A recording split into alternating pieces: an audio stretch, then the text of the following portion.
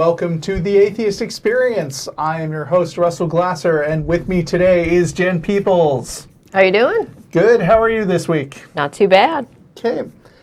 Today is Sunday, November 6, 2016, 2 days before Election Day here in the United States.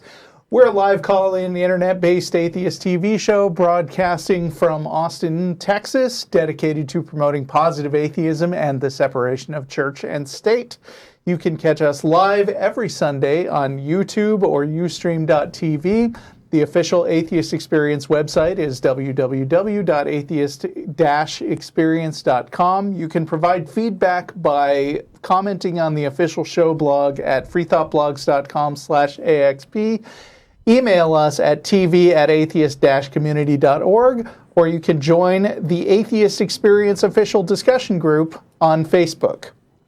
If you enjoyed this show, please check out our related podcast, The Nonprofits, currently airing on the first and third Wednesdays of every month.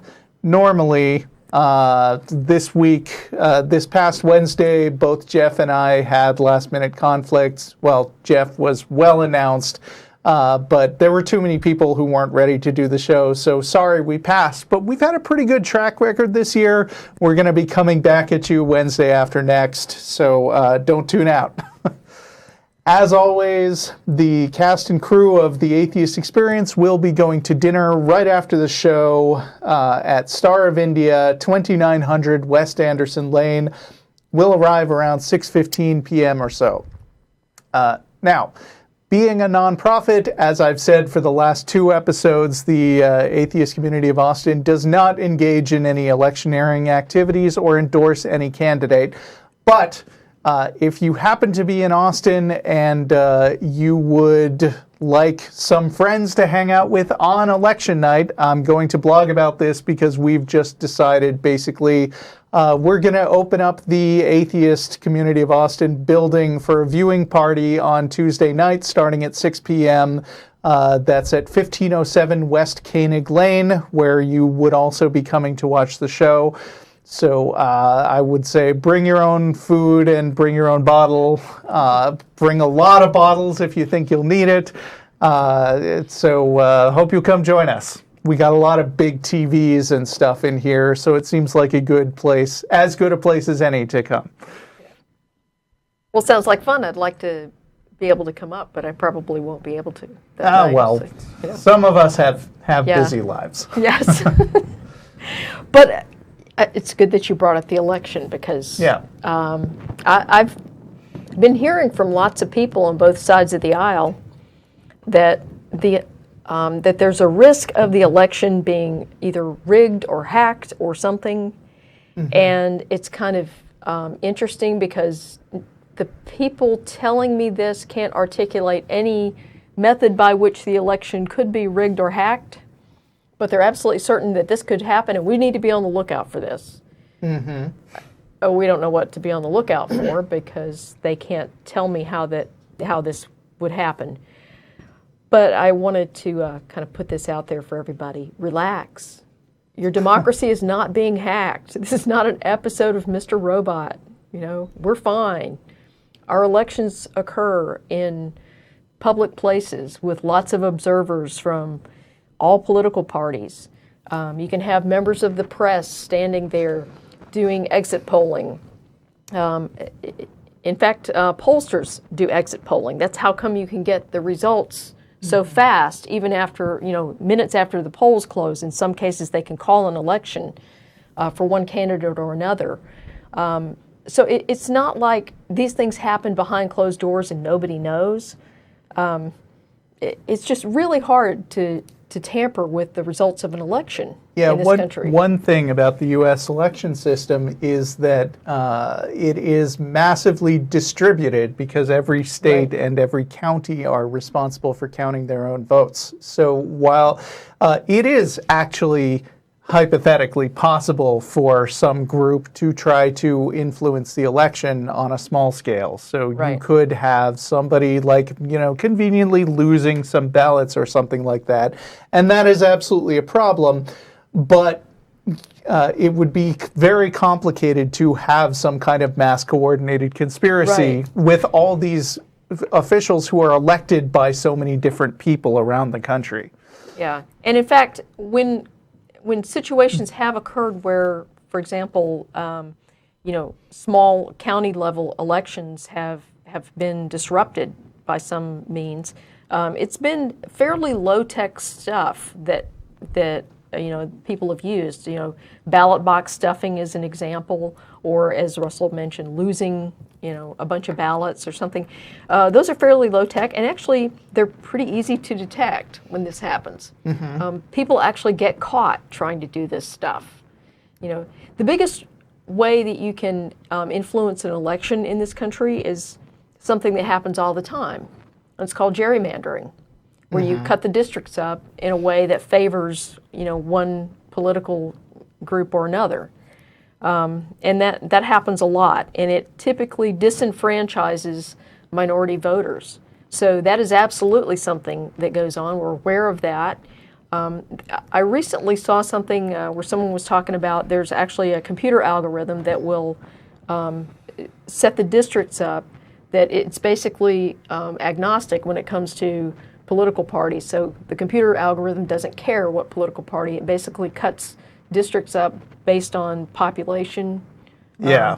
And so that would be the fairest way to decide, what the districts should look like. But, each state governs how it sets its districts. So. Right. And this matters to us in Austin, by the way, because, for example, here in Austin, the voting results weren't going in a way that's favorable to a particular party. So they redrew the district so that what Austin looks like now is that it's divided up into 4 pieces, and each piece is sort of smushed with something that's like 100 miles away, so that the north part of Austin is actually part of, does it go all the way to Dallas? I'm not sure. I don't know, but the districts are very weird. But and you've got pieces of, on the southern side, you've got pieces that go all the way almost to San Antonio, through some strange, it makes no sense, unless you're trying to create safe districts, and that's basically what's happening. So, we could fix this with a little bit of technology that would basically eliminate human bias when drawing districts, but that requires each state to be on board with that, since the states control how the districts are drawn. And as a data type guy, I think I've hit on this point a few times in the last couple of weeks at least, but there are 2 types of errors that people are concerned about when running scientific tests on something, and that is like false positives and false negatives, which are called type 1 and type 2 errors. And a lot of the people who focus on the danger of elections being rigged are worried about a false positive, where somebody gets to vote and they shouldn't have because they are assuming the name of a dead guy, which, according to any type of investigation that's been done into this, either pretty much doesn't happen or happens like at a rate of much, much less than 1%.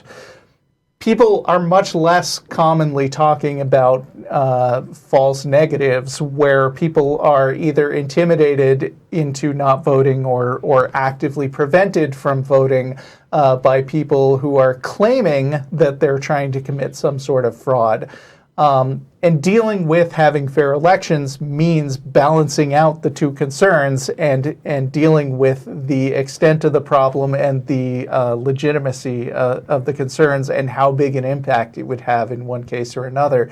So you certainly can have a situation where a lot of states set up laws to try to prevent people from voting who shouldn't, and wind up making it impossible for lots of people to vote who should. And that's a problem. Yeah, it's a huge problem, actually. And like you said, the risk of someone voting who shouldn't vote is so low as to be an almost non-existent problem. So all of this voter ID stuff and having to provide all this documentation to cast a ballot, that's basically there to solve a problem that essentially doesn't really exist. I think I saw something recently where there have been something like 30 cases of that in about 1 billion votes cast. Right. So that's such an astronomically small Talking in number. the last several decades to aggregating every election. Right. Yeah. And so basically it's not possible to influence the outcome of an election with something that happens that infrequently. It is possible to influence the outcome of an election by preventing large groups of people from voting. And we're talking minorities, students, the homeless, poor people, elderly. There's all kinds of groups of people that, with these voting identification laws, tend to be systematically disenfranchised. That's a huge problem. If there's a rigging or a hacking of the vote, that's how it's being done. That and gerrymandering. But those are voter suppression and gerrymandering, that sort of thing. That's we've known about that stuff for a long time, and those are fairly low-tech things. Yeah, and our audience may well be asking, what does any of this have to do with atheism? And the answer is simply that we feel like it's important to generally promote skepticism and, numeracy, numerical literacy. Yes. So we like to point out common misconceptions, whether or not they are particularly focused on God.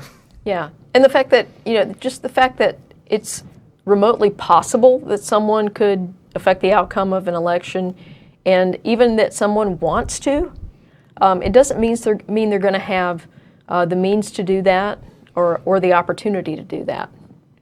Again, because Russell pointed out, our elections are massively distributed, so they would have to basically find a way to get into lots of different voting systems throughout the country to systematically influence the outcome of a presidential election.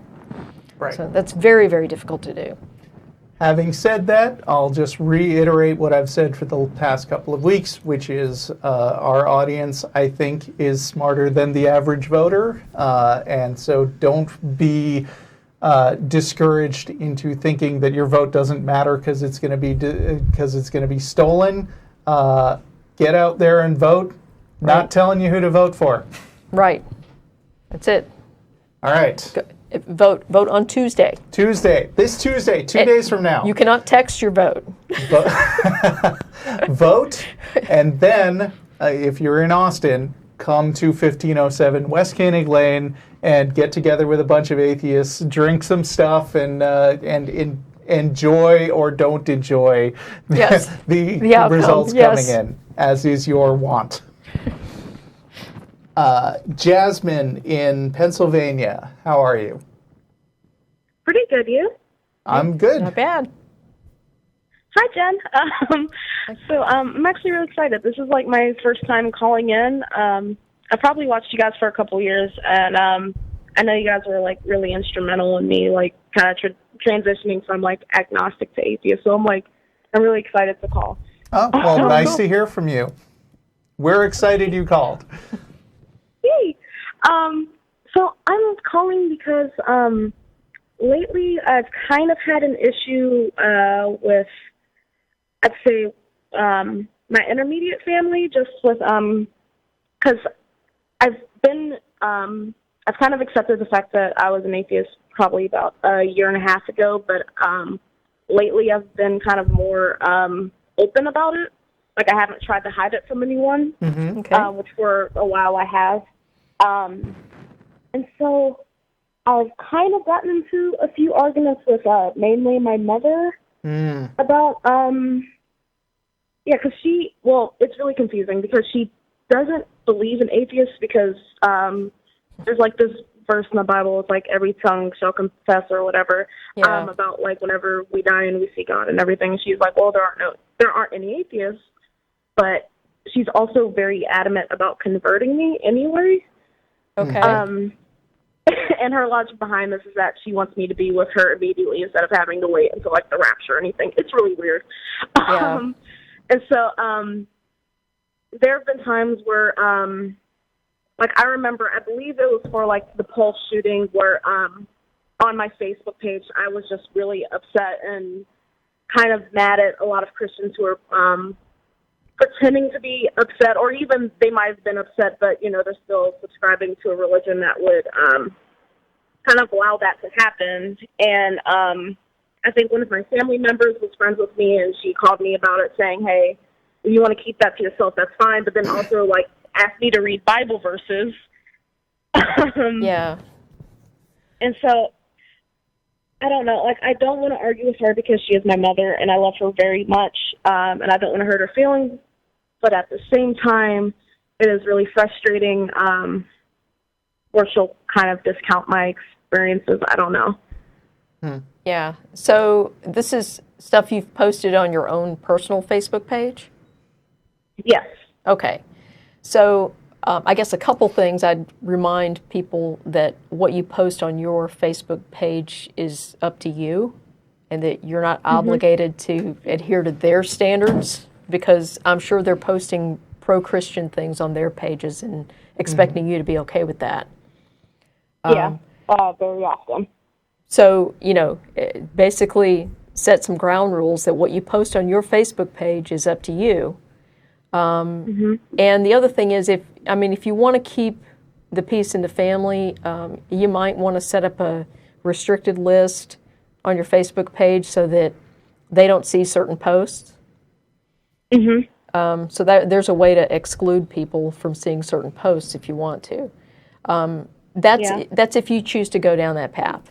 If not, then you can agree with them that you won't post anything challenging their religious beliefs on their Facebook pages, but you expect the same courtesy on your page. That you know, they're not welcome to basically try to force you to adhere to their rules. Yeah. You're certainly not the first person I've ever talked to who had these complicated situations where they're trying to argue with their parents. And arguing with your parents is a doubly complicated situation, because while it feels like you're just dealing with the typical problems of arguing for atheism among people who, you're in a society where 80 to 85% of people actively believe in God. So you're the minority, and you have to make these anti-social arguments in a way. But also, the problem I see most commonly with people who are getting in arguments with their parents is one of respecting boundaries, where your parents, being the ones who raised you, feel entitled to basically tell you what to say. And so this isn't just a situation of, are my arguments better than theirs? It's they're trying to exert some kind of power and authority over me that they used to have, but they don't anymore. Right. So exactly. I think when it comes to family members like this, it's really important to clearly lay out what your boundaries are, and let your parents or whoever you might be arguing with know, hey, look, I have a close relationship with you, but I'm not comfortable with you posting on a particular topic on my wall. If it bothers you to see this stuff, then please don't follow me, or resist the urge to comment on things when you see it. But if you don't do that, then I'm going to have to unfriend or block you, and I don't want to have to do that. Which is a difficult thing to say to your parents. Well, it's not even just the Facebook pages. It's like in person with my mom, it can get very difficult. Because I do a lot of volunteer work. And one morning I had to wake up really early, and I saw her early in the morning, and I told her I was going to go volunteer. And she made this comment, just like, oh, I'm so proud of you, just like a little Christian warrior I know you really are. And right. It really bothered me. Well, and it should bother you. That's a very passive-aggressive kind of thing to say to someone. Yeah, I mean, they're not just. Your mom is not just disrespecting you by having these conversations that you may not have asked for, but she's also belittling and dismissing your opinion by saying, there's no such, I'm an atheist. Oh, there's no such thing as an atheist. Right. Like, that is not just disagreeing with you. That is basically calling you a liar about your own beliefs. Yeah. And that is... Which they've had a couple of times. They have said that I'm just trying to be controversial or just something along those lines. You're just rebelling. Right. Yeah. So, I mean, you need to let your mom know... I don't know. You just need to let your mom know it's not about you. Yeah. And if I'm rebelling, it's not against you. It's got nothing to do with you. And if we can't have conversations where you are respectful and appropriate with me, then the result is we're going to have less of a relationship than we currently do. Yeah, exactly. You know, I had a lot of these kinds of conversations with my parents for a while, and at some point, and my father was very religious. He's very active in church. He was like a lay minister and everything. And finally, he reached a point where he just didn't talk to me about it anymore. And I think he came to the conclusion that he valued our relationship more than he valued, promoting his religious beliefs to me. So, I've always respected that position because I felt exactly the same way. I wasn't running around, trying to deconvert him or anything. And I expected, the same level of respect from him. I think I had some other relatives who kind of crossed the line a few times. We had some very contentious discussions. And at some point they decided, you know what, we can keep having these discussions or we can, kind of go to our separate corners and not talk about this subject. And so, if I go to a family gathering and they want to pray, I will sit quietly while they pray. I don't engage in it. I don't participate, but I'm not going to disrupt it. I'm not going to make a big show of, getting up and walking out of the room because, if they're going to close their eyes and pretend for a few seconds, I don't care, and they don't try to convert me anymore. So it may take a while, and you may get to the point where this happens with you and your parents. And until then, you may have to have some really uncomfortable conversations. But at some point, you're not wrong if you set some boundaries for yourself. Yeah.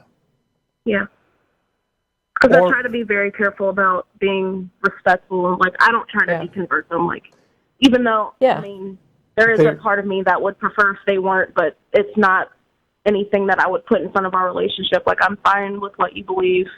That's fine with me. I can respect that. But it's just when that isn't reciprocated, that can get annoying. Yeah, and also do bear in mind, it sounds like they're totally not being respectful to you. So this is a very one-way thing. Yeah.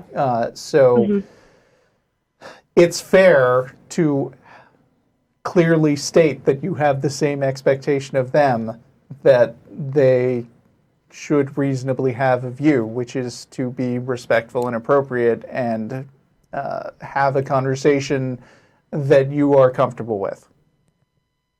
So I guess I would ask, like, how you guys would say it so that it's still respectful, but very direct in its purpose, just like making sure, like, hey, I know you care about me, and I know this is how you're showing that you care about me, but, Well, I wouldn't even phrase it that way because that passive-aggressive stuff is not a demonstration of care and concern. Okay? Right.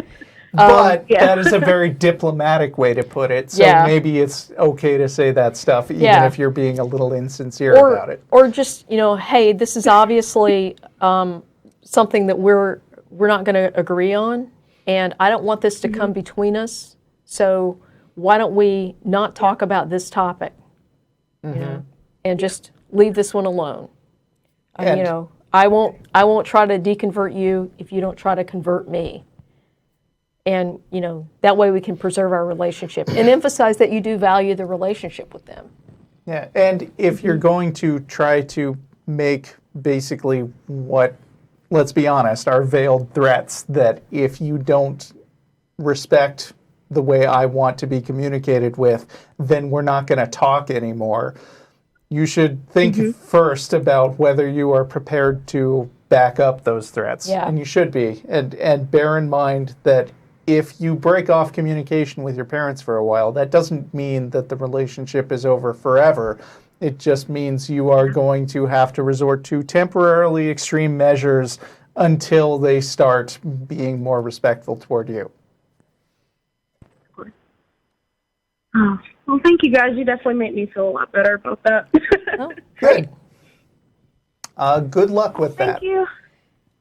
Thank you. Bye. Ron in Chicago.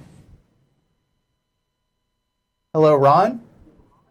Hey, what's going on, guys? How are you? I'm doing all right. Before we start, I actually watched the feed in your discussion with Brett Keane the other night. And could we make sure that while we're speaking that nobody overtalks each other? Because I noticed that while I was watching the feed from the Atheist Experience last week, the audio seemed to be very, very low. So can we make sure that there's not going to be any over-talking, that we're just going to respect each other and wait till each other are finished talking? Well, I'm not aware of any technical problems right now. We can try, although I have to say, like, we may need to cut in sometimes if there is a problem. Yeah. And by the way, I'm here. It's funny you mentioned Brett Keane, because we had a ton of technical problems with him, which turned out to trace back to the fact that he was trying to rebroadcast the show at the same time that we were talking. And I'm hearing a very similar echo from you right now. Do you think you can try to get... I am streaming this through the live feed. Okay, that's actually not okay. Yeah, it's not okay. The reason it's not okay is because the Atheist Experience is copyrighted, and we don't let people rebroadcast unless the clips are short and you don't monetize them. So but I'm going to have to ask you to turn off the stream, or I'll hang up on you. Okay. Well, I'm not going to give you an excuse to get out of the call, so I'll end this right now. Good. But, are you associated with Brett Keane? It's fine if you are. I'm still going to talk to you. I'm associated. Most of the big name atheists and most of the Christians, I need to know who I am. So yes, I am associated. I don't know who you are. Who are you? Yeah, who are you? Well, that's fine that you don't know who I am, but I do have... We're still getting an echo, and you're being kind of a jerk. Well, I just ended the live feed. Okay. And I do get anywhere between 1,000 to 40,000 people who watch my videos, so they're going to be able to see when I cut out the live feed, okay? I just ended it right now, so there's no reason for you to hear that. Still hearing the echo, though. Okay, so give me 1 second. I think this guy's bullshitting us. Yeah, we're done with him. Let's see. Stephen in Canada? Hello. Hello. Okay, so this is going to be interesting. I don't have a question today. I just wanted to have your opinion.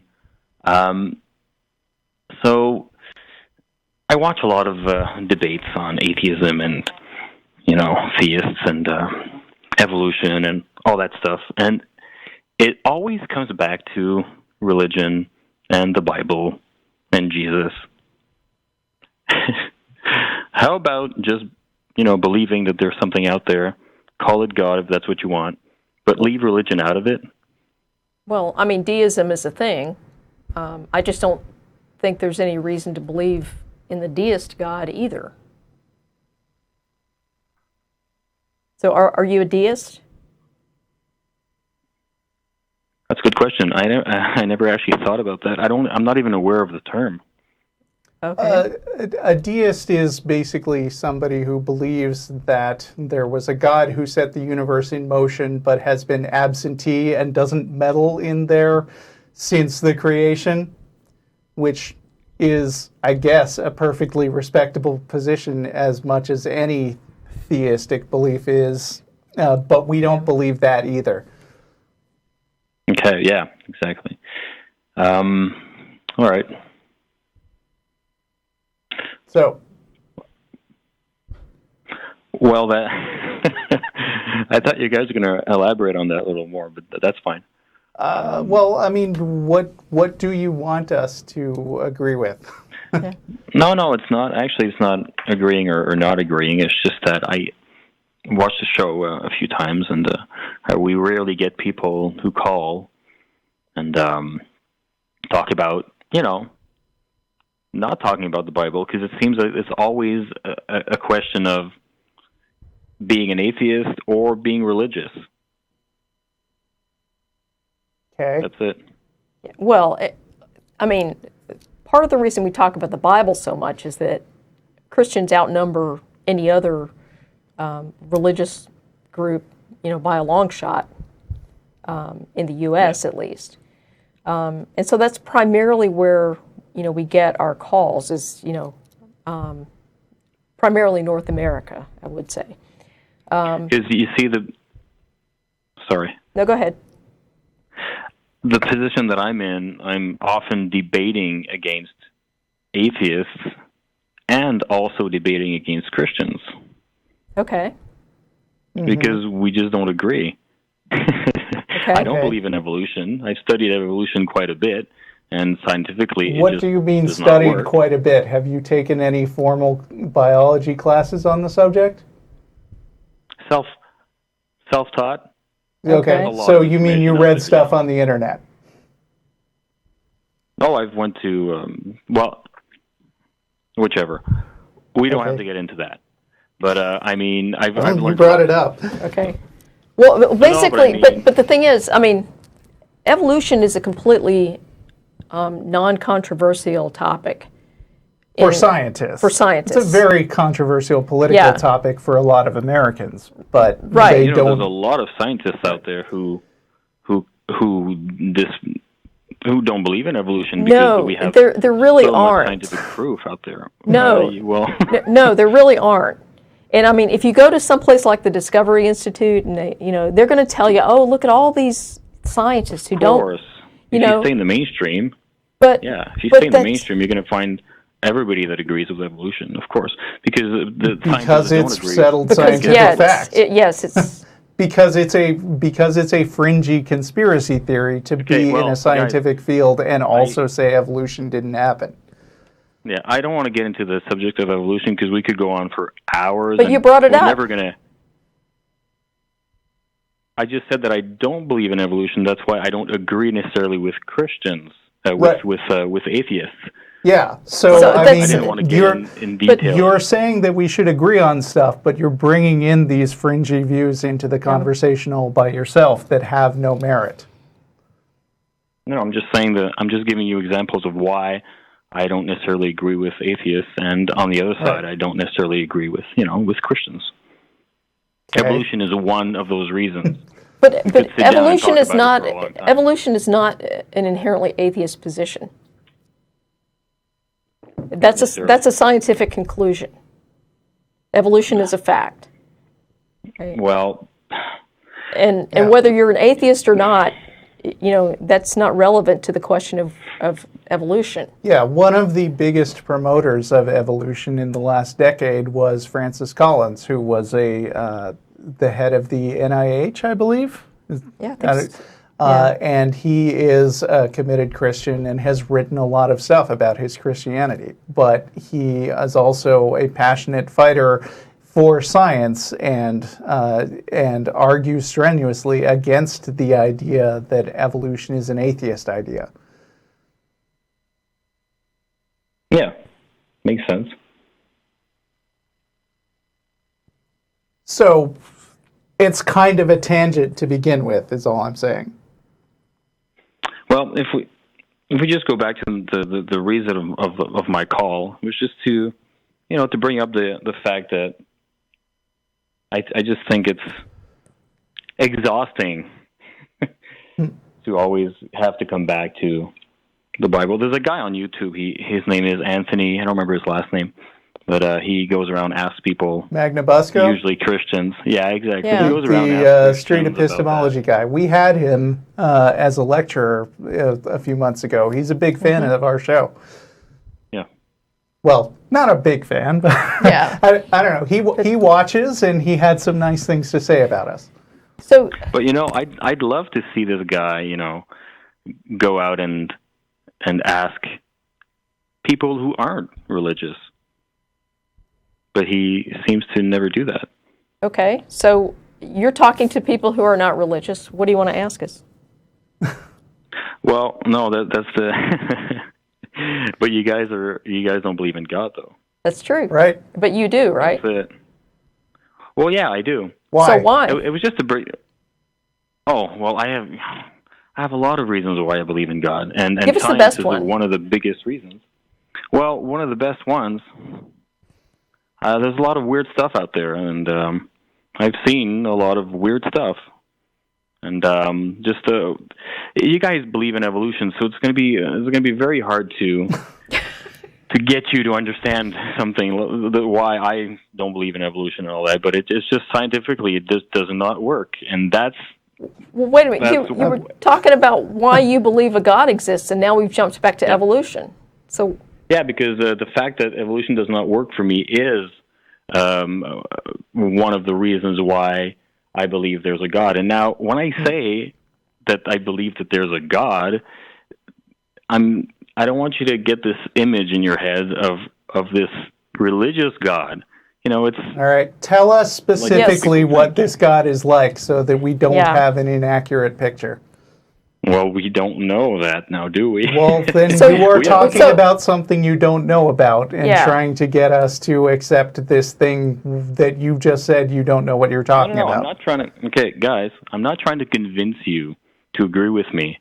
I just brought up the point that the whole point of my call is just to share with you guys that I'm tired of these debates against religion and atheism. So get your own show. That's really what I wanted to say. Well, we're not tired of these debates. We didn't call you. I'm really curious about this, because you started to tell us that one of the biggest reasons you believe in a God is because all these weird things happen, but then you jumped into evolution. And I would like to understand what these weird things are. I'm going to have to make a nice list, because you know how it is. I'm calling a live show right now. Mm-hmm. I'm a little nervous. I don't have any notes or anything. So I'm going to have to make a nice big list and call you back like in 2 weeks or something. Then I'll be able to discuss You're totally welcome to do that if you want. Yeah. Yeah. All right. So we'll hear from you in 2 weeks. Well, possibly. Yeah. Okay. Sounds good. Well, thanks for calling. Bye. That one. Who's next? Mark in New York. Hey, Russell. Hi. Hey, Jen, what's going on? Hey. I've talked to you guys twice before. So hey again. Okay. First, that was a little bit painful to listen to the last two callers, because I have a really big problem with pretentiousness. And wait, do you mean the caller's pretentiousness or ours? No, the callers. Oh, okay. Yeah.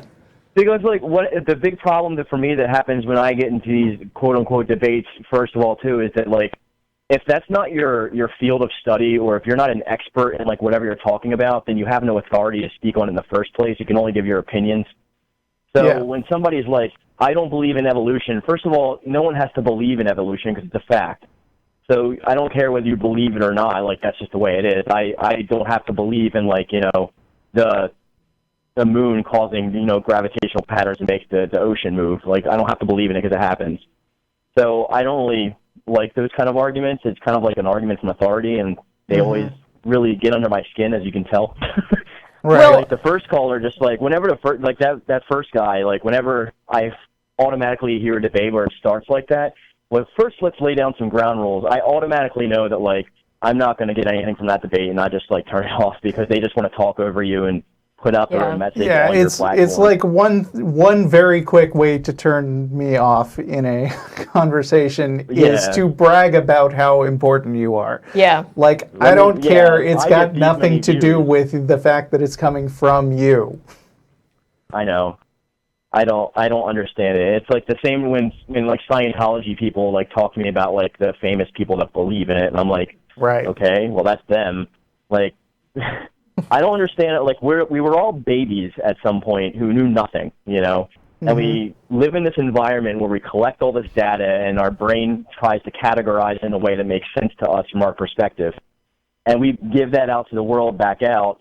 And it's up to other people to interpret it which way they want to or not. But people don't understand that that's called opinion. Like, facts don't change whether or not you believe in them or not. It's just the way it is. So when somebody says, I don't believe in this, they're basically just telling you, like, that they don't understand it. You know, and the reasons they don't understand it is usually what follows. Like, I feel sorry for that guy before, that Steven, because he seems like a nice guy. It's just, like, his, like, the whole, like, I'm tired of atheists, like, of arguing atheists against, you know, theists. Well, those are the only two options. Like, because agnosticism, like, you know, Matt says all the time, like, knowledge is a subset of belief. So, like, it really is just, like, answering two different questions out from the offset. And being a deist, like, is kind of still being a theist because you still believe in a God. Right. And it's interesting to find out that, like, these people have no idea what that thing is that they believe in, yet they believe in it. Like he said even at the end of the call, like, well, I don't know. Like, none of us know. Well, then why do you believe it? Yeah. If we have no idea and you don't know, and there's no testable way to find out, then why would you dedicate a big portion of your life to believe in that? Because that actually influences the rest of your belief system from the outset. If you believe in a God, then any decision that you make is going to be from that belief system that there is a God. So, sure. I mean, I don't understand that.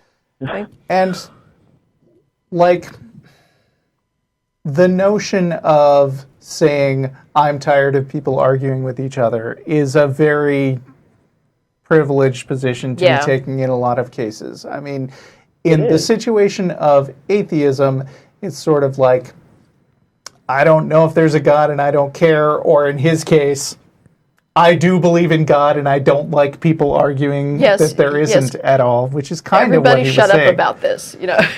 But even if you actually don't have a position and you don't care, it's kind of petty to complain about other people arguing about something. Especially like, to call a TV show on a Sunday afternoon to complain that we're having arguments with people about God. Right.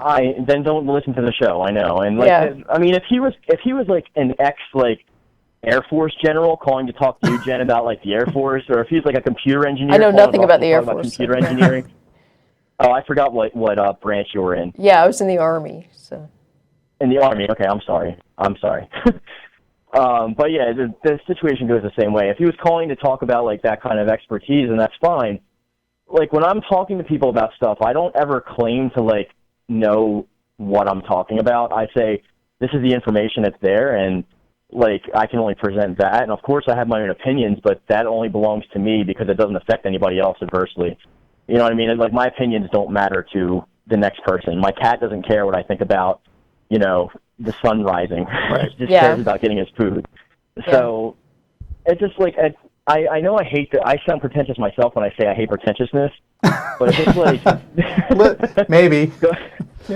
Going back to the whole, like respect thing that I think Jasmine was talking about, it's like people don't have inherent right to respect. Like, you have to be respectable to get respect, and you have to act respectable in order for it to go both ways, you know what I mean?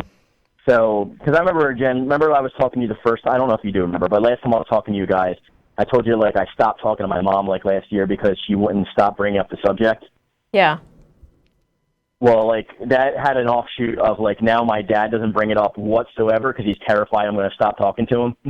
Okay. So, like, now, because I actually did what you said. Like, I put my thought to it. I told her what the consequences were going to be. I gave her 5 years, and then I stuck with those things. Like, I blocked her on everything. Like, she has no way of contacting me, sort of writing me a letter. Yeah. So, it is a hard thing to go through, and sometimes I'm upset about it, but...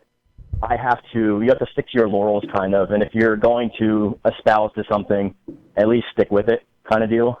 Yeah. Right. Well, a small disagreement with what you said before. People, I would say, do have a certain base level of right to respect for themselves as individuals and inherent human dignity and yada, yada, yada. Oh, they don't have... That's basic humanitarianism. But right. They don't have the right to respect their opinions, though. Right, exactly. Yeah. They don't have, their opinions are not automatically respectable. And that's what they think, though. They think that, like, you have to respect me, quote unquote, and my beliefs, which is where you get into, like, you know, people, oh, well, you just have to respect that because that's what I believe in. Like, I've had that happen to me before. I actually got fired from teaching 4th grade because, like, I got into a talk during lunch with a Buddhist, and I happened to say that, like, I just don't believe what the evidence that she's talking about, because like reincarnation to me is like not only pointless because it's not you anymore, but it's just like a waste of time to talk about. And she went to my bosses who are both Christians, and I got canned. Wow. So I tried to fight it, but I couldn't really do anything about it. Yeah. Well, sorry to hear that. I think you, as interesting as it is to just kind of shoot the breeze with you, I think you had a comment or a topic you wanted to bring up. Oh yeah, sure. It's actually something that's been like nagging at me. Like last time I talked to you guys, I talked about like overcoming nihilism, because I'm trying to like overcome my little insecurities, and every time I talk to you guys about a different subject, it helps. So this time, like I wanted to talk about when you have a Reformation, right? Like Christianity had after the Renaissance and stuff like that, and the Enlightenment. They broke off into a bunch of different branches of themselves, and that's usually what caused like the fall from the regular church and branched off in all these different crazy beliefs. If Islam goes through the same thing, how do we deal with that? And how do we like go forward as secularists by trying to kowtow to all the different sects that pop up? Because we have like Shia and Sunnis, but like you're going to have like the Scientologists of Islam at that point, because there is no one doctrine to follow. Yeah, you can't unilaterally declare a new set of beliefs and then just have the whole world be on your side all of a sudden. Yeah. It's like, no, there are 10,000 religions. Hey, let's make a religion that combines all the best element of one of them. Guess what? Now there are 10,001 religions. Isn't that just pantheism? No, because it's not one person holding... Oh, you mean the one religion... Yeah. Maybe, but then there's the person who says, oh, look, there's pantheism in all these other religions. Let's combine them all. Yeah. And you can mix and match as much as you want, but you're always just going to be branching off, which is why I think that you can't expect this magic bullet that's going to change everyone's mind. You can only hope to educate the population over time and promote things that will enable more people to get educated in critical thinking. And if people are familiar enough with the principles of skepticism and science and stuff like that, over time, the population will gradually move to a place where they're more skeptical of nonsense religious beliefs, which will then naturally, as a consequence, dwindle in the long term. But you can't just take attacking a religion or let's ban all people from one particular religion from a country. Like, that's addressing the symptoms of being bad at critical thinking.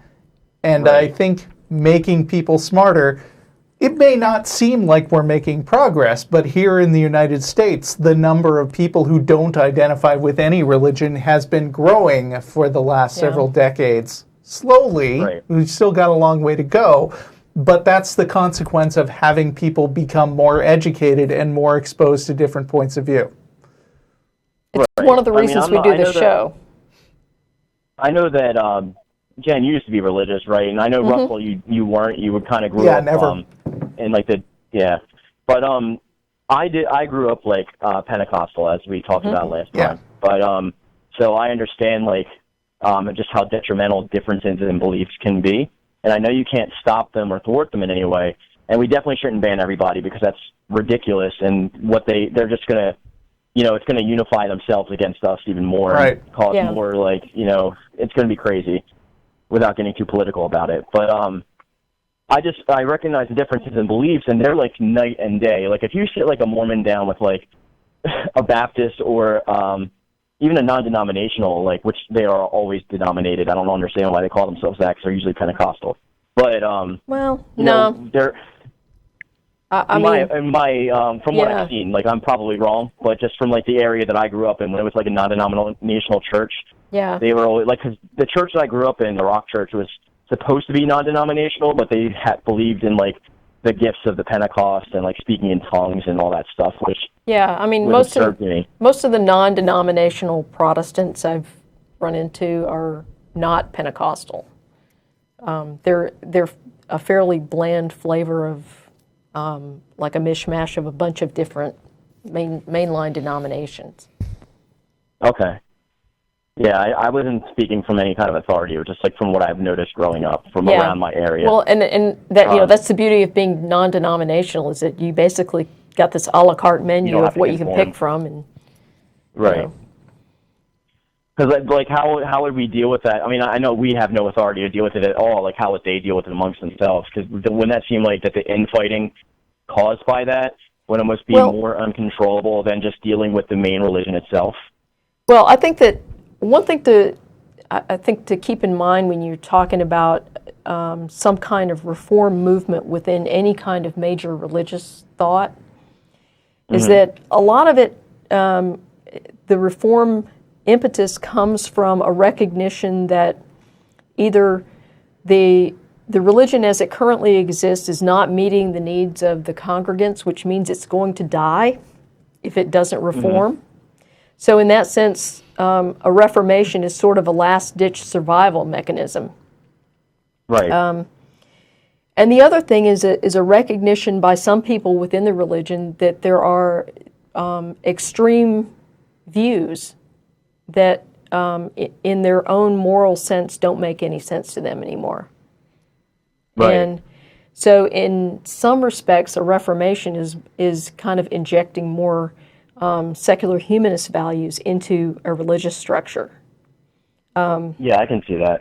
And, and sometimes, like in the case of Martin Luther, who was, kind of responsible for the Reformation, in some cases, it's kind of a manifestation of, well, in this case, there's a lot of evidence that Martin Luther suffered from obsessive compulsive disorder. And so it's a manifestation of like a fairly significant mental illness that he was suffering from. And so that's where some of, the focus on, scrupulosity and things like that comes from. I just don't want to seem like I'm just picking on Islam, because I'm not, but it's just like that's what was been on my mind recently, just from recent events.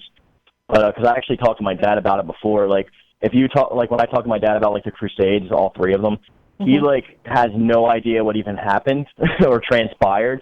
Right. Like usually he was like, oh well, that's when like they were going around and killing atheists. So I'm like, well, not necessarily. They were trying to retake Jerusalem back from Islam, and then like they succeeded the first time and then lost it again. And there's a whole bunch of different stuff that went in if you actually go into the history of it. And I think City of God was a okay movie about that period of history. I can't really remember all the details of it, but I think that was Orlando Bloom. I didn't see that. I don't know. You might want to check it out. Yeah, all right, I'll look it up. I've seen a lot of documentaries. I mean, I'm not trying to say that I've like gone to historians and studied it, but and I know that documentaries usually have like a point of view they're trying to get across, so I take it all with a grain of salt. But I had to look. Sorry, it was myself, Kingdom of Heaven. Kingdom of Heaven. Ridley Scott. Okay. Oh, it's a Ridley Scott movie. All right, I might enjoy it then. They throw some 80s like symphonic music in there. I'll be awesome. Was it 2005 actually? Not that old. Okay. Yeah. All right, I'll definitely check that out. But yeah, I mean, you've mainly answered the main qualm of that. Like we can't really control any of it. But like, do you think it'll be easier to let them keep going as they are? I mean, we can't again do anything about it, but. Do you think it's better for them to keep going as they are unified, or if they? I don't know what you mean by let them, because ultimately you're not going to be able to.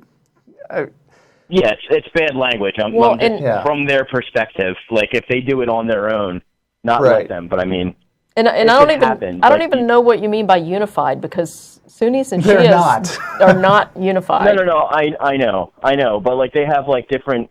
They have very different like views on certain things, but I mean, going to the differences between like the 1,000 different denominations of like Christianity, if there's that many different fringes of that besides just Shia and Sunni, do you think it'll be more of a problem and it'll cause more infighting, or do you think like there are a lot of different splinter groups in every different religion, and I think the one principle that's important to keep in mind is that you should treat every individual as an individual and listen to what their actual personal beliefs are instead of making generalized assumptions about, they say, I'm a Muslim, and you jump to conclusions about everything they believe.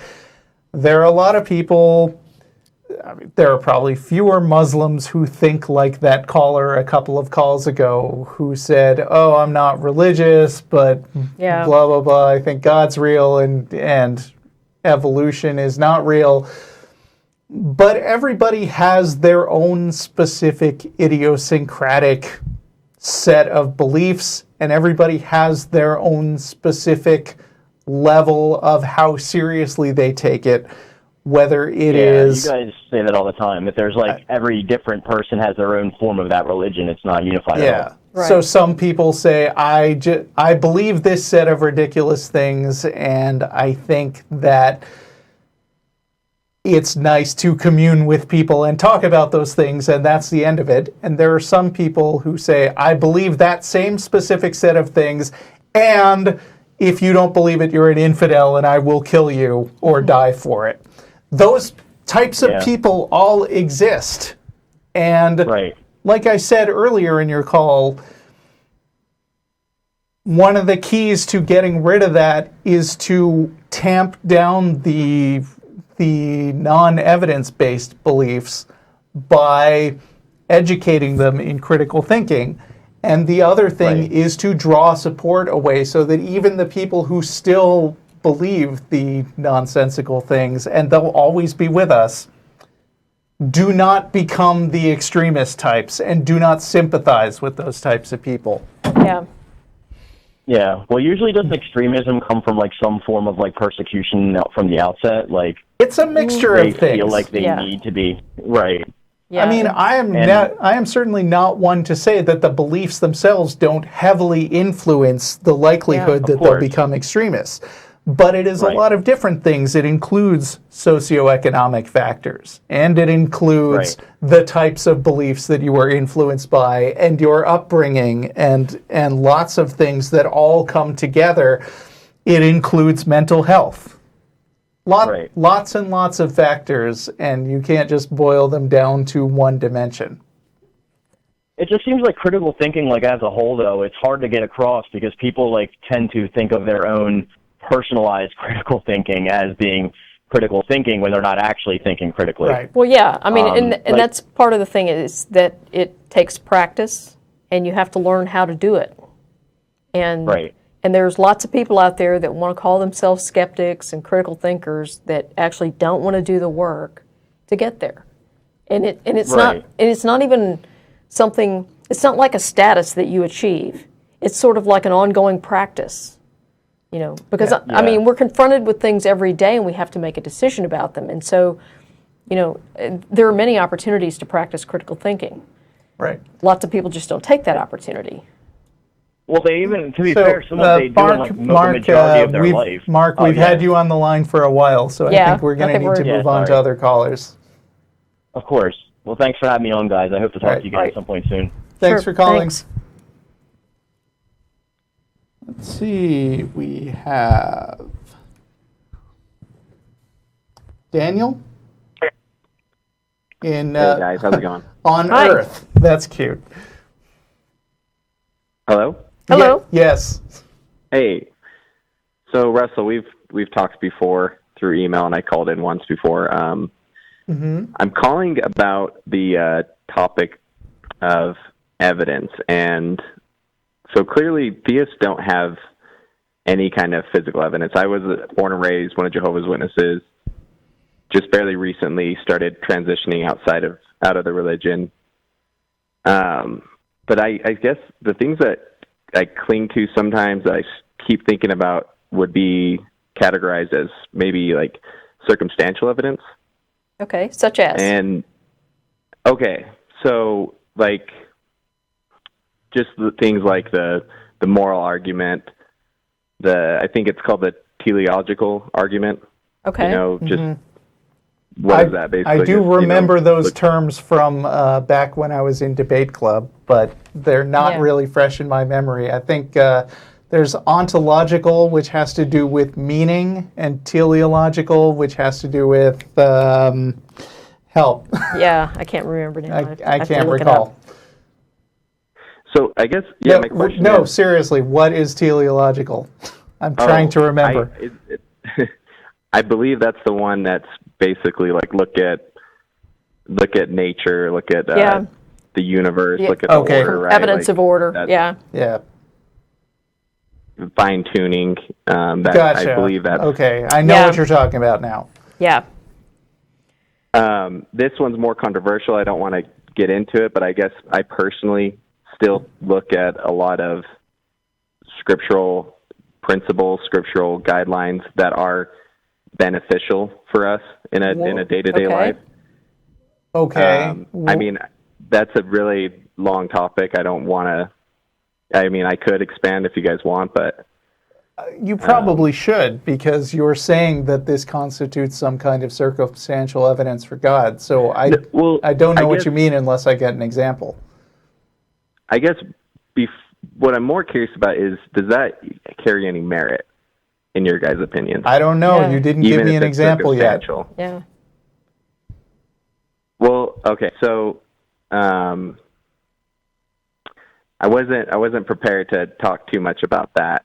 I guess what I'm saying is just on its own. Even let's just say, for argument's sake, it is. I give you a really good example of certain principles that it's almost like the argument from the user manual of the Bible, where it's like God gave us a user manual, which is the Bible, and it is the best way to live life.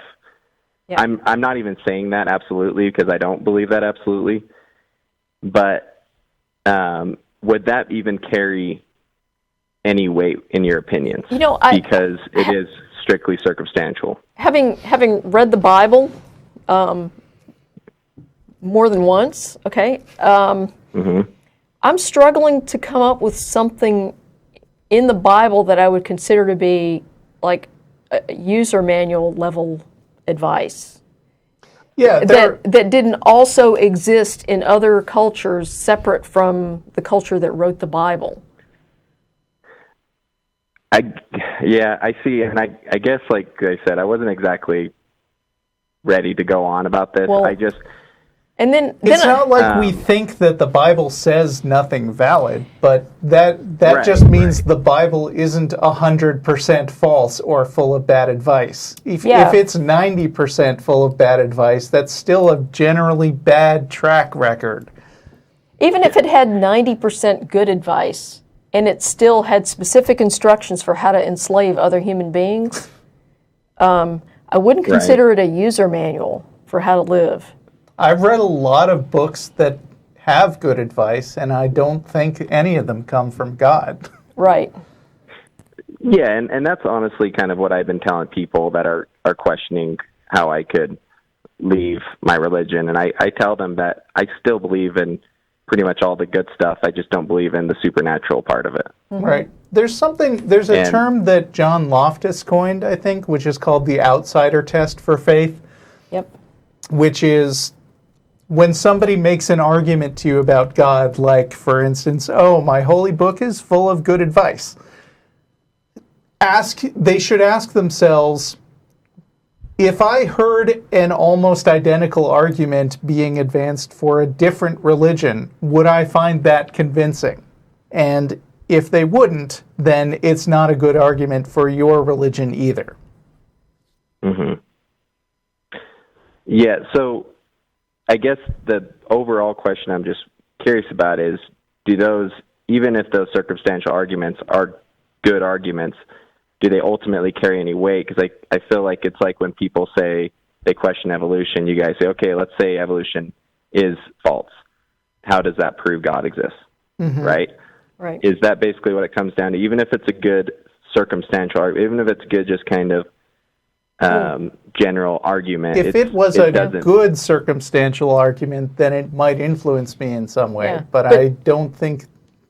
I mean, your inability to come up with even one example speaks volumes about the actual quality of these arguments. Well, and the thing is, I mean, even if the Bible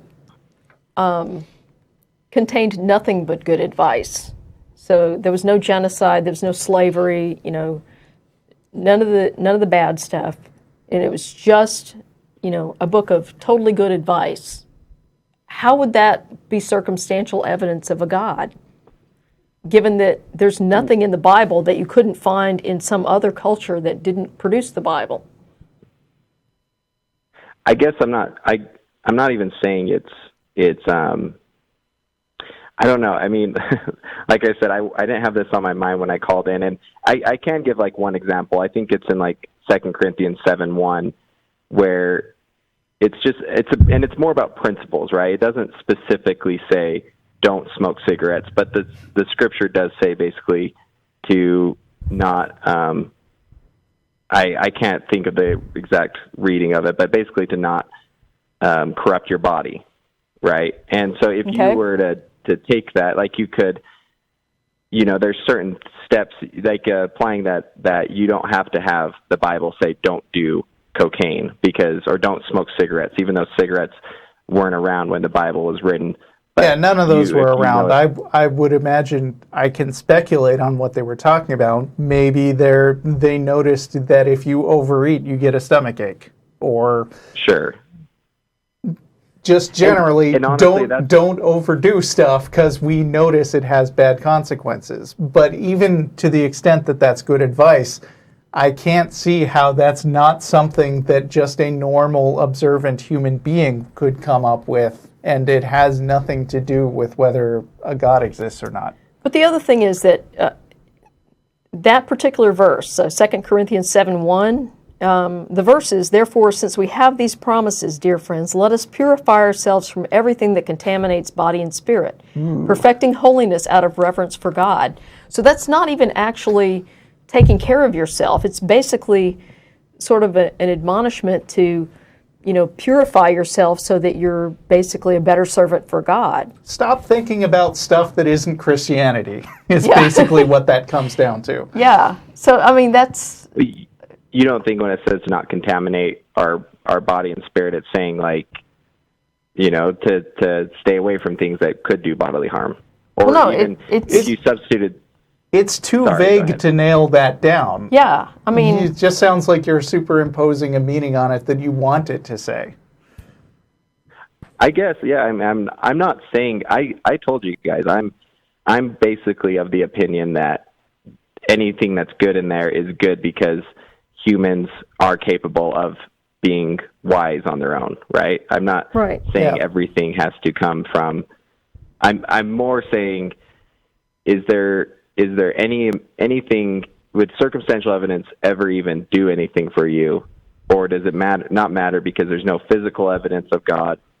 Well, I mean, circumstantial evidence could be persuasive. I mean, we convict people of crimes based on circumstantial evidence all the time. So it's not like that has no bearing at all. It's just, I'm struggling to understand what you mean by circumstantial evidence, and basically, until I understand what you're talking about, I can't even evaluate the quality of the evidence. Yeah, for some things, the quality of evidence matters, and I'm sure you've heard extraordinary claims require extraordinary evidence. Mm-hmm. It's very much like if you're going to a car dealer and he says, this car has really good gas mileage, then there are a small number of things he could do to demonstrate that the car, probably has good gas mileage. They're not 100% reliable, but you don't need a huge amount of information to buy his talking point that the car has good gas mileage.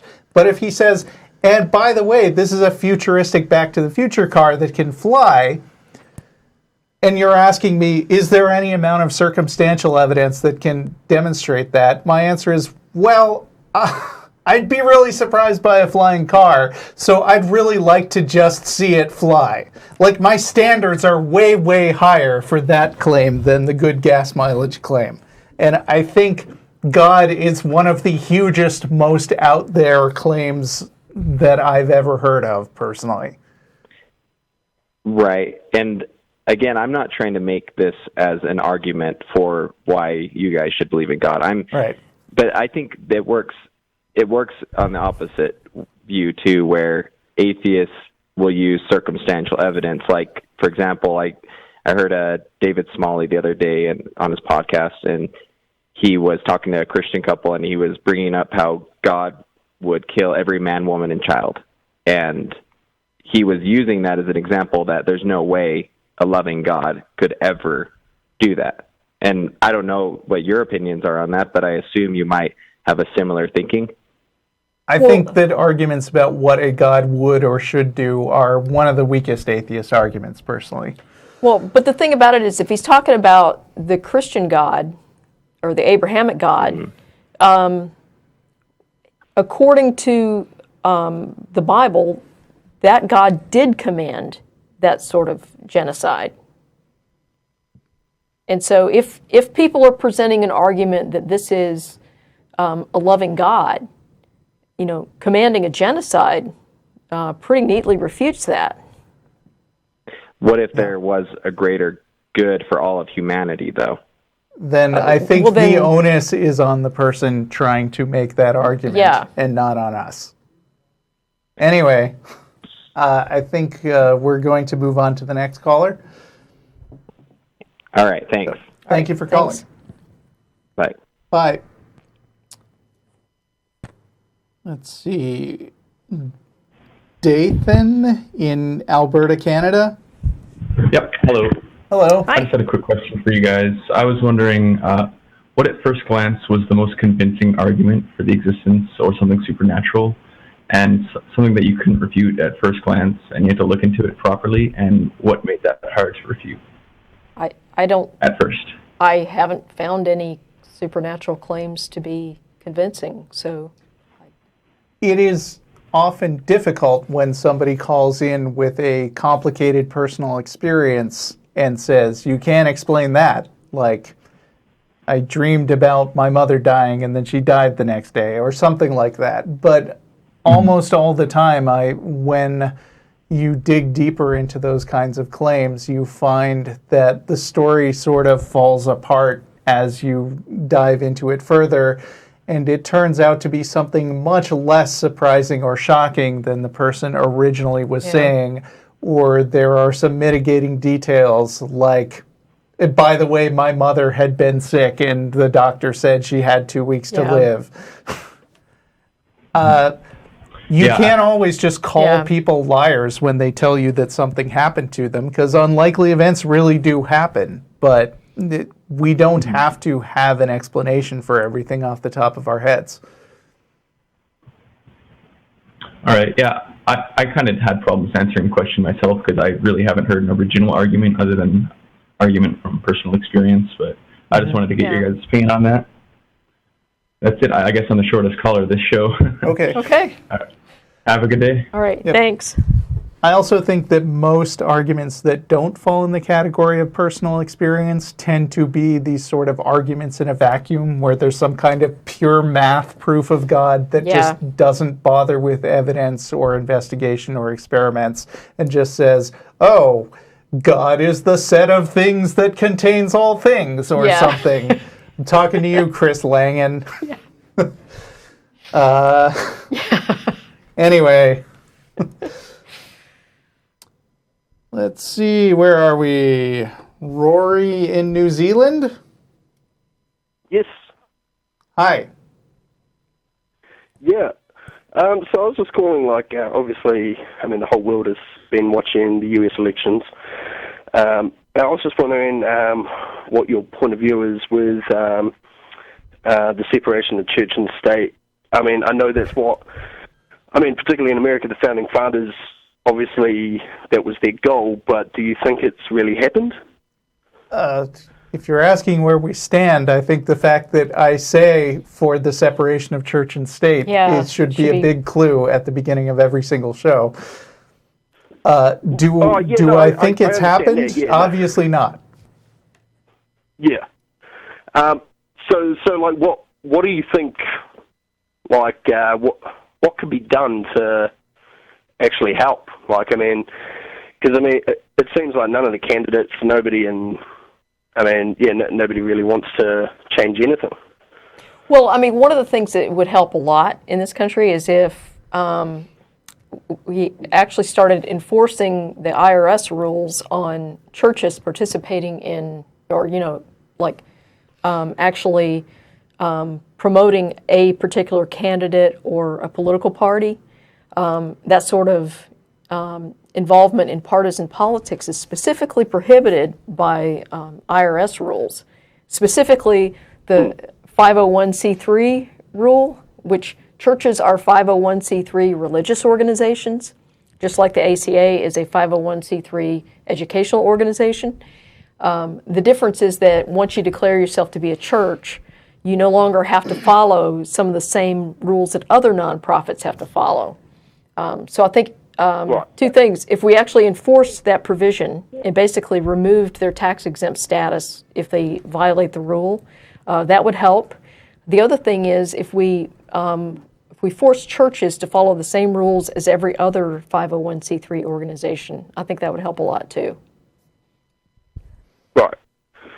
Yeah. No. So I was just calling about that. Because we've been watching it, and I live in New Zealand, and we're quite fortunate that if you ask any politician over here, what they believe in, they'll change the subject. They won't talk about it at all. Well, and the thing is, I think that if somebody asks a politician what they believe, I have no problems with the politician answering that question, whatever the answer is. The big question for me, when I take a look at a politician is, will this politician use their religious beliefs as a basis for public policy? And if the answer is yes, then we have a problem. Yeah, a little bit of historical context here. When John F. Kennedy ran for president in 1960, I hope I've got that history right. Yep, I think that's right. Thanks. John Kennedy ran for president in 1960, and he was the first Catholic president in the United States. Mm-hmm. And one of the big things that the Nixon camp ran against him was, we can't trust a Catholic in office because he's going to be beholden to the Pope, and right. He's not going to be supportive of American religious liberty ideals. Right. And Kennedy gave a speech which I think is worth looking up on YouTube, because it is a textbook answer of a great way to answer that question, which was basically, yeah, I'm Catholic and I believe it seriously, and I understand that U.S. law trumps anything that my religious beliefs might tell me, and I will faithfully uphold and execute the law. And that's really all the principle of church and state separation is about. It's not about saying no politician should have any personal religious beliefs or talk about them in any context. And we as atheists generally don't or shouldn't care what the personal beliefs are. A lot of people went after Mitt Romney by listing the tenets of Mormonism. Right. And I'm like, there are so many good reasons not to like Mitt Romney. Who cares if his set of wacky beliefs is different from the wacky beliefs of most other politicians? Yeah. Oh, yeah. No, well, I suppose that's really all I was calling for. So. Okay. All right. Well, wish us luck. However you think the election should turn out, we don't know. Yeah. just on a side note, I think what you guys are doing is just brilliant, and I think we need more people like you in the world. Well, thank you. Yeah. Cheers. All right. Bye. All right. Okay. All right. Let's see. It's hard to... jumped around lines so much. I'm just trying to take the one who's been on the line the longest. No, actually, I'm going to take Vish in London. Hello? Vish, are you there? Hello? Yes, I'm here. Hello. Yeah, I'm here. Oh, sorry, I had the mute button pressed down. Apologies. That's okay. I am it happens. Pretty psyched about being on your show. Yeah, it does. I actually had a real question. Well, real, like ultimate real, like the other guy was trying to say, like in the last show. But I had a question about basically when can you be too. Okay, before I go on, I'll just give you a really quick context because I know people give you stories about themselves like all the time. But so basically, I used to be a Christian for about a year, and then I started using my brain. Well, that'd be a bit harsh to say. I started, being a bit more skeptical towards these things. And in the beginning of the show, you were saying something about being, like why you were talking about the presidential stuff like that. Right. And, you were right about the whole thing about, being, skeptical is part of the whole atheist thing. And, because of being, skeptical about things, I stopped being a Christian. And yeah, so I actually wanted to ask, like, for example, with me, I find it trouble to believing things and, in believing things. And I know, like, for example, this isn't about controversial, conspiracy theories. Like, but the thing is, I'm just going to bring up an example. For example, the first moon landing. Okay, like, personally, like, I don't have evidence, which suggests that, that the first moon landing actually happened, like, the mission back then. I mean, like, I know this sounds ridiculous, you guys, and apologies for that, but, like, it's kind of the case that, I mean, there's videos and things like that, but, I don't know whether things have, whether things can be edited, and you know what, it's not even just about that, it's also about, Jen, you're a biologist or a biochemist or something? No, I'm an aerospace engineer. Aerospace engineer. And the moon landings happened, by the way. Yeah, I'm sure they did.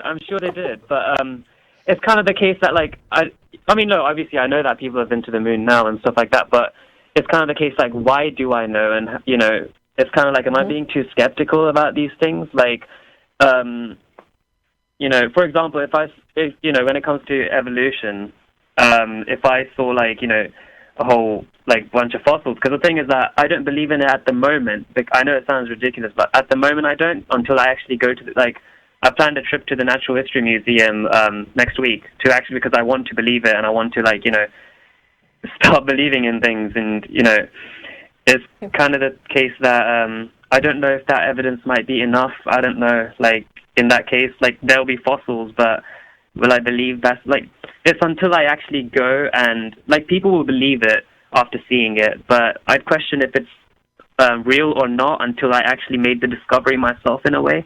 I think a lot of people maybe misuse the word skeptical to mean I have chosen a position and I refuse to budge from that position regardless of what you throw at me. Yeah.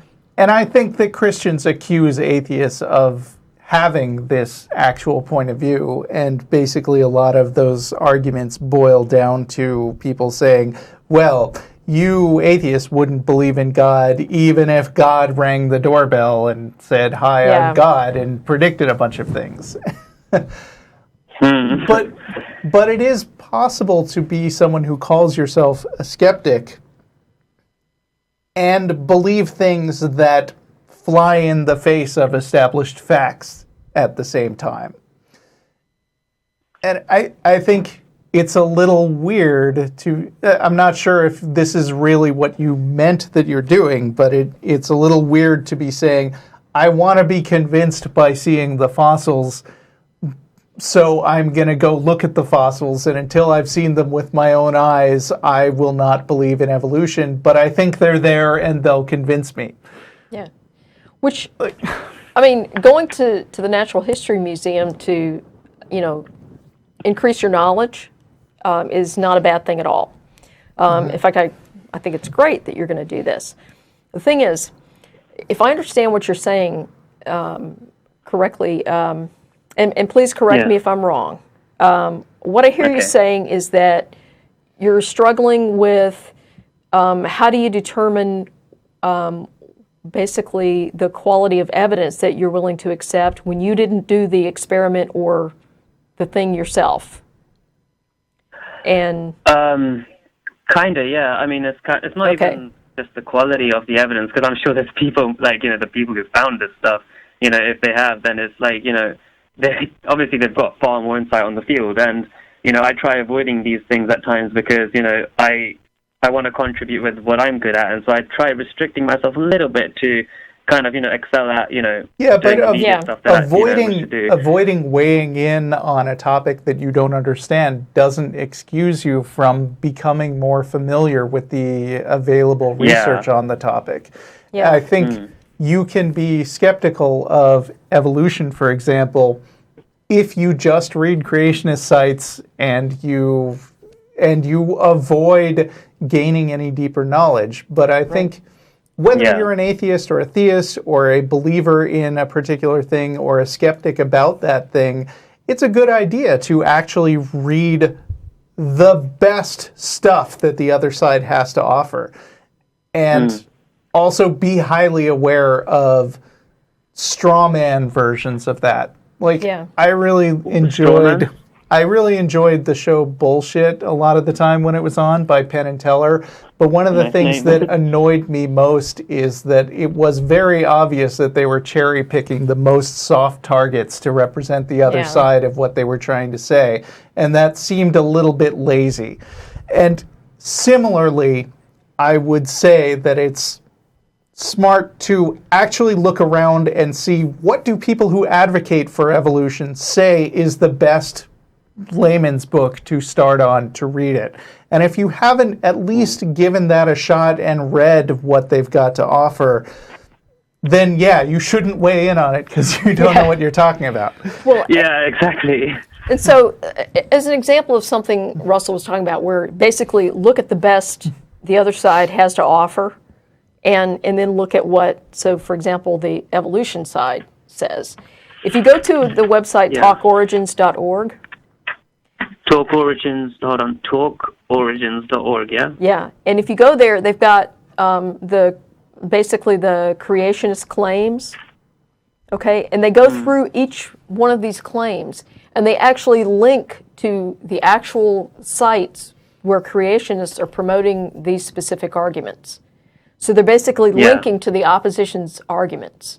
So that's the sign of somebody that's telling you straight up, this is the deal. Here's exactly what they're saying, and this is why it's wrong. And then they present, links to things that you can check out. Some of these are like primary sources, like peer-reviewed papers, or things that have been reported, and written up, books, things like that. Like I said, the primary sources where you can go and read about the evidence yourself. And so part of what your challenge as a skeptic is to properly vet your sources, so that when you accept the claim of somebody that says, this is the truth, this is what happened, you're not being misled because this person who's promoting this claim is either not qualified to make that assertion, or they're trying to mislead you for some other reason. Okay. That's actually really helpful. I also had one more thing. I'm sure it's going to be really small. Okay, we are about out of time, so make it quick. Yeah, it's really quick. Okay, I wanted to ask, how science is, well, not how, but I'm asking if it is. It's like they kind of check for results through consistency a little bit, right? Like if something is, So if there's a book, right, and it's doing predictions, and it's constantly getting them right, and it's being really consistent and accurate with it. Would that? How would? I think maybe you need to formulate your question carefully and call back another week. Yeah. I mean, so would that be accurate? And would that be something to actually look at either way, or would it? Well, you should look at something like that. But the other thing that's important, if somebody has written something up and they're making predictions and they appear to be accurate, the thing you want to investigate is the methodology they're using to arrive at that prediction.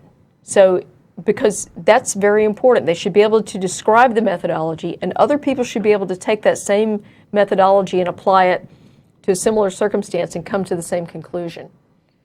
And that. Okay. And if they can't, then there's something wrong. Okay. Yeah. It's about asking, if a book just says shit, seriously, we're out. This is the end of the show. Thank you for calling. Right, it's fine. Talk to you some other time. Thank you so much for answering my questions. All right. Love your show. Take care. Bye. And sometimes I do a lightning round at the end, but I don't know. I'm feeling a little hungry and and worn out. So which way do you want to go? All right. Let's pull the plug then. All right. Okay. Thank you very much, Jen. It's been great to have you here as always. As always, yes. And we'll have a new show next week after the election. Matt will be hosting and somebody else will be co-hosting. So see you guys.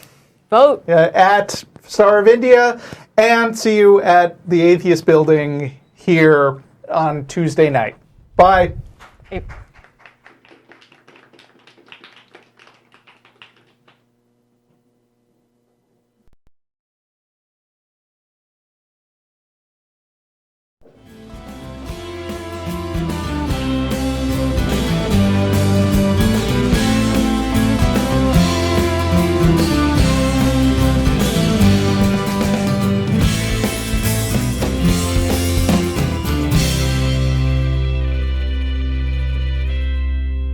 Hi, this is Russell Glasser, host of The Atheist Experience. You know, The Atheist Experience is made possible by volunteers and the generous support of viewers like you. If the promotion of positive atheist culture and separation of church and state are values that you hold, please consider contributing by becoming an ACA member or visiting our product page at evolvevish.com under the Partner tab. Thank you.